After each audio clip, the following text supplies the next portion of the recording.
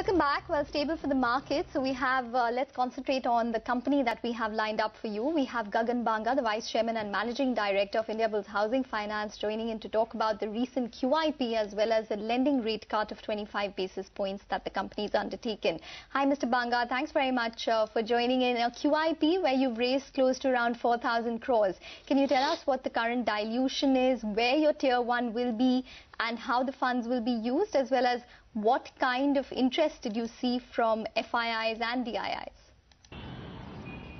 Yes, it turned out to be a very high quality issue. Some of the world's largest financial institutions have come into the issue, and we'd actually started off thinking that we would go down and raise about $400 to $500 million, but given the quality of demand that we had from these very large financial investors, some of the largest financial institutions investing into India, we actually upped the deal to about $600 million. We've diluted just a little over 12% of the company, and this has taken the capital adequacy levels to about 23 to 24% as of 30th of September. But those would further get augmented by the fact that just last week RBI has also reduced risk weights on the home loan market. So my sense is that we would be almost 30% capital adequacy by the end of this quarter.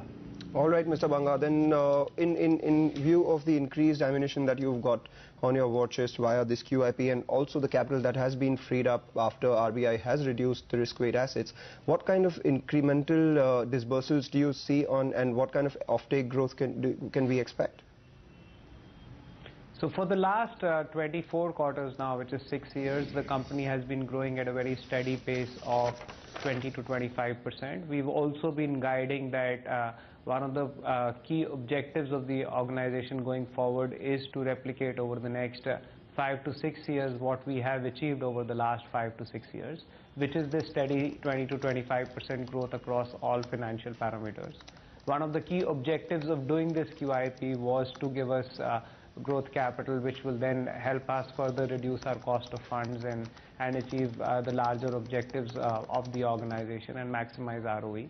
So my sense is that over the course of the foreseeable future, and definitely for this financial year, we will operate within the guided range of 20 to 25%. Credit growth could well be slightly ahead of the guided range of 20 to 25%, and profits and other related parameters like NII growth, etc., would all come within 20 to 25%. So for how long don't you need any capital? For how many years now? My sense is the next 4 to 5 years we are sorted as far as capital is concerned.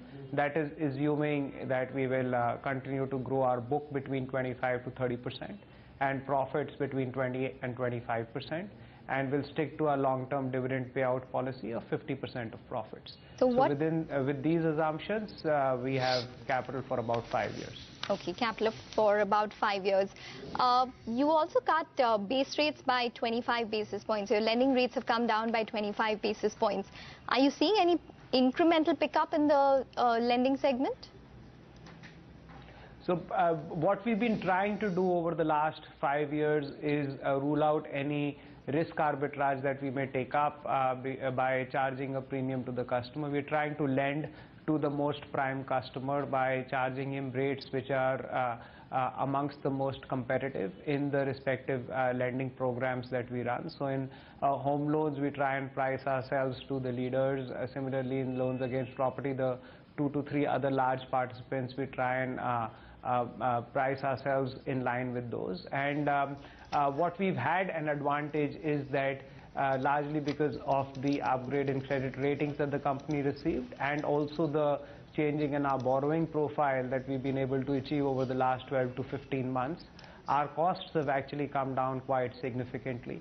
We've used some of those reduced costs and enhanced margins to create counter-cyclical buffers, and for the rest, we've tried in the past also to pass on to the customer. We had a few months ago done a 20 basis points cut, and yet again we've done a 25 basis points cut.